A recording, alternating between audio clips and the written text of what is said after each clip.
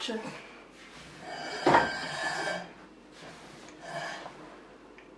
Hallo. Wow! Here we go again. Ich mit meinem Schweizerdeutsch, ich habe schon sehr lange kein Video auf Schweizerdeutsch gemacht. Ich liebe es, auf Schweizerdeutsch zu reden. Das habe ich sehr gemerkt in diesem halben Jahr, wo ich in die Schule mache. Es ist mir so aufgefallen, dass ich einfach Schweizerdeutsch mega geil finde. Und ich finde einfach... Ja, es ist so wie mein Schatz, weil in meiner Klasse redet niemand den gleichen Dialekt wie ich. Und die reden irgendwie alle so Zürcher, Berner oder St. Galler Deutsch. Und dann komme ich mit meinem geilen Friburger Deutsch. Und das ist einfach so viel nicer.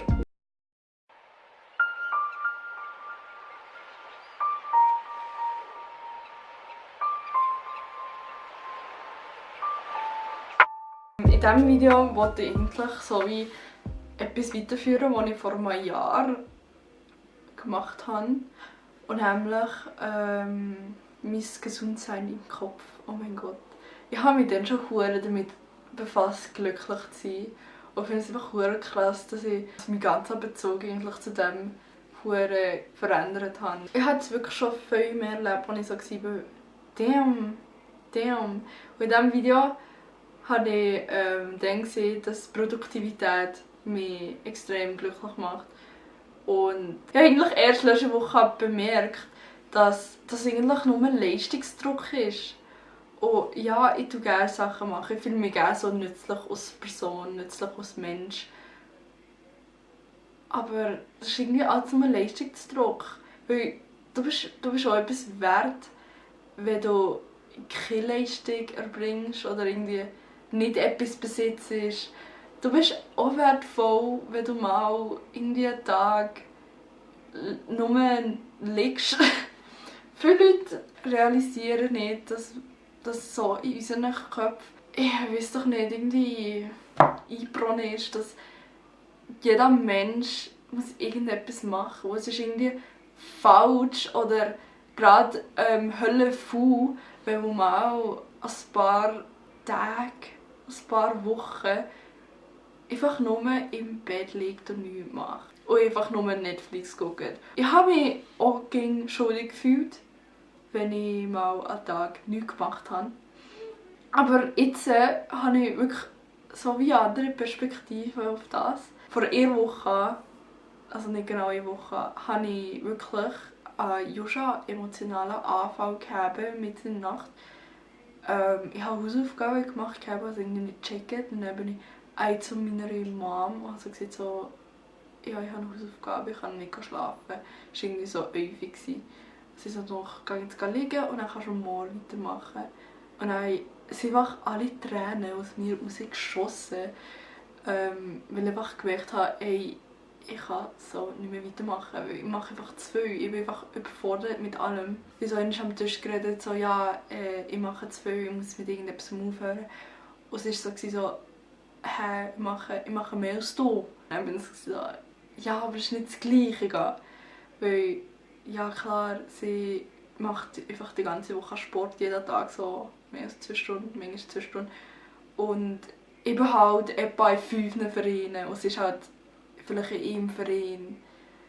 Und wenn du so mit einem Verein bist, dann bist du einfach so gebunden zu diesem Verein. Und wenn ich in einem Verein bin, will ich einfach 100% wirklich da sein und mich engagieren. Ich will nicht einfach nur halbherzig irgendetwas machen. Wenn ich irgendwo dabei bin, dann bin ich einfach 100% dabei.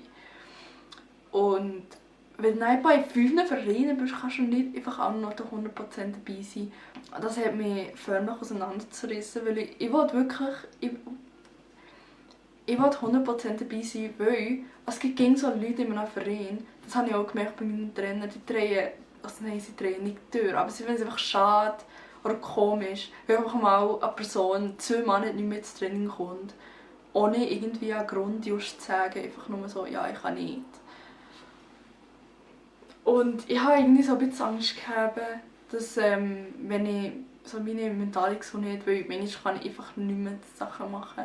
Wenn ich meine mentale Gesundheit vor irgendetwas stelle, dass ich dann so wie dumm dastehen bei meinen Leitern und Trainerinnen und was auch immer. Aber hey, ich muss doch einfach meine mentale Gesundheit in den Vordergrund tun. So, das ist doch irgendwie logisch. Also, hä? Du gehst ja auch nicht irgendwie trainieren, wenn du Kopfweh hast oder ich weiß doch nicht. Wenn du irgendwie krank bist, gehst du ja auch nicht trainieren. Aber wenn du irgendwie so innerlichen Schmerz hast oder ich weiß doch auch nicht, einfach nicht mental gut zu Weg bist, dann gehst du, oder? Dann gehst du. Aber was dir einfach so hure anschießt, du weißt, du kannst einfach nicht mehr, du brauchst eine Pause, gehst gleich. Ich habe letzte Woche ich eben den Anfall gehabt und ich bin neu ausgestiegen aus dem Förderkader, wo ich war. Also, wenn ihr das nicht wisst, ich bin Uni okay. Seit 5 Jahren. Und auf einmal habe ich einfach gedacht, so, nein, ich höre jetzt einfach mit dem Förderkader. Also ich war nicht lange im Förderkader, aber ich wusste, wenn ich jetzt hier noch mehr mache, was ich eigentlich schon muss, das scheisse einfach an. Und ich habe gerade wirklich mein erstes freies Wochenende. Also es ist nicht frei. Also ja, ich habe jetzt wirklich mal. Also es ist wirklich nicht so ein verplantes Wochenende. Und ich habe einfach jetzt das Wochenende war einfach so extrem verplant gewesen. Und ich bin einfach froh, dass ich nur noch sein kann. Wirklich. Ich einfach jetzt mal etwas mehr für die Schule machen. Und ich bin froh, wirklich, dass ich so einmal einen Schritt zurück nehmen kann. Und ein bisschen mehr reflektieren kann. Ich bin nicht mehr im Fokus. Doch. Ein bisschen mehr reflektieren kann, weil ich bin gerade extrem glücklich eigentlich. Nicht jeden Tag, aber so allgemein geht es mir gerade extrem gut. Ich schreibe ganz viel Tagebuch. Ganz viel. Okay, ich tue nicht jeden Tag, aber so alle 2-3 Tage tue ich so einen kleinen Eintrag machen, ein bisschen erzählen, was los ist in meinem Leben und was gerade, wie wir gerade fühlen und alles das. Es hilft wirklich, so mal Sachen aufzuschreiben. Aber ich habe das eigentlich schon gerne gemacht. Aber jetzt habe ich zum ersten Mal das Gefühl, dass es wirklich etwas bringt. Was ich auch gemacht habe, ist so meiner Freundschaft ein bisschen anzugucken, mit wem ich Kontakt habe. Und ja, so ein bisschen dort Grenzen zu machen. Und auch Leuten zu sagen, hey, sorry, ich kann einfach keinen Kontakt mehr mit dir haben, weil unsere Beziehung zueinander ist einfach toxisch, von meiner Seite aus. Ja, das habe ich eben bei einer Person gemacht und mir geht es wirklich jetzt besser. Also, ich bereue es zum Teil, manchmal genau, weil ich die Person wirklich sehr gerne habe. Aber es ist einfach nicht gegangen zwischen uns. Also ich habe gerade keine Social Media mehr.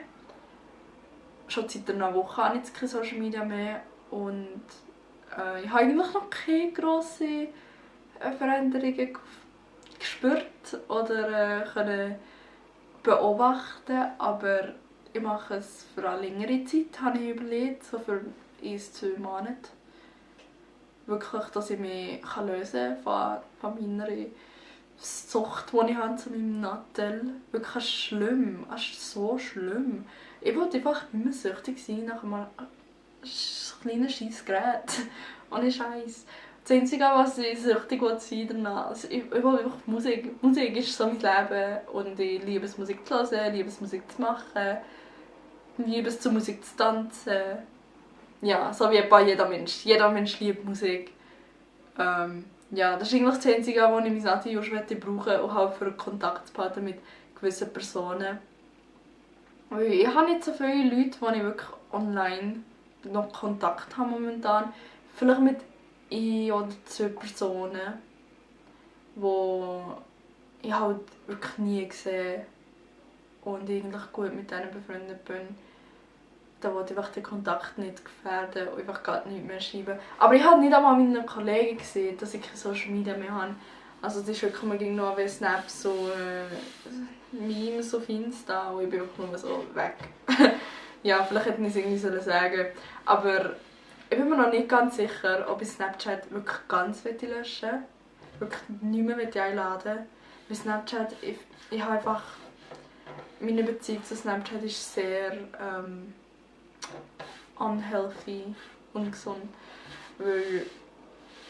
es hat mich gegen Huren eingezogen, weil es ging so persönlich genommen habe, wenn mir mal jemand nicht zurückgesnappt hat. Obwohl es eigentlich okay ist. Also, weißt, ich bin einfach nicht gerne ignoriert gekommen. Sagen wir es mal so. Obwohl es, weißt, oder manchmal, ich verstehe einfach Snapchat nicht. Wirklich, ich finde es so eine unnötige App. Ich verstehe es einfach nicht, ich will einfach nichts mehr mit dem zu tun haben. Weil, weißt du was meine Leute machen auf dieser App? Sie tun einfach nur allen einen guten Morgen-Snap schicken oder einen guten Nacht-Snap für Flammen, also für Snap-Days. Und ich bin einfach nur so...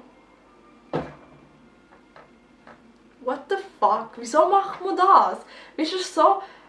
Es macht einfach keinen Sinn für mich, hier irgendwie noch irgendetwas mit Leuten probieren, irgendwie Flammen zu haben. Weil ich finde es einfach nur scheiße und unnötig. Und etwas, was du nicht in deinem Leben brauchst. Wirklich, ich habe so keinen Bezug zu dieser App, weil ich schreibe nicht einmal mehr mit Leuten drauf. Also es ist einfach nur füreinander dumme Selfies zu schicken. Und nein, nicht einmal, wie ist das mal Selfies gegenseitig für etwa 2 Stunden und dann hast du einfach gemerkt, dass es dir so nichts bringt. Sorry. Also, Snapchat ist, glaube ich, gerade ganz gestrichen, aber so Instagram gibt es, glaube ich, nicht. Das ist so...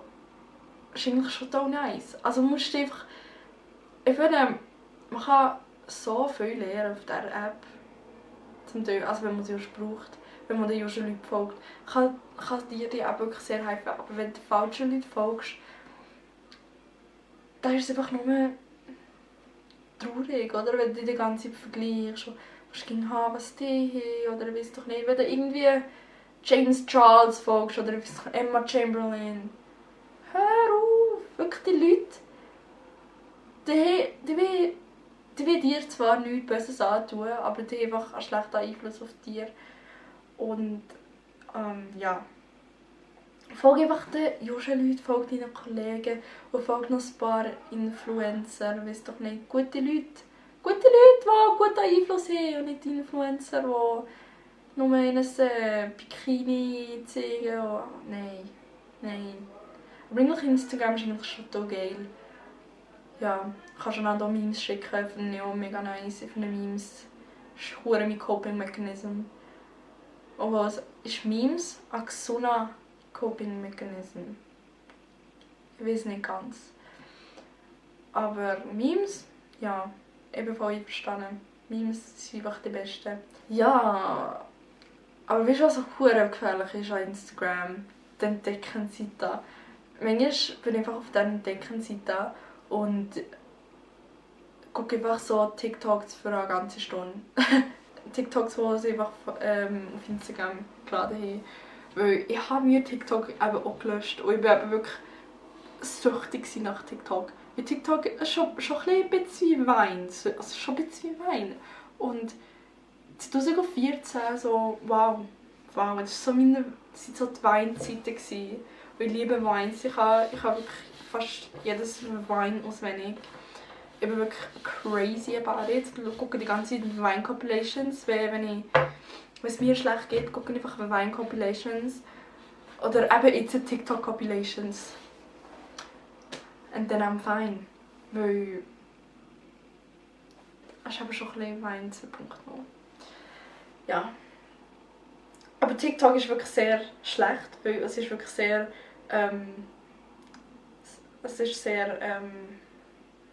wie macht sie? Addictive. Das macht sehr süchtig. Ich habe noch vergessen, bis 16 zu kommen.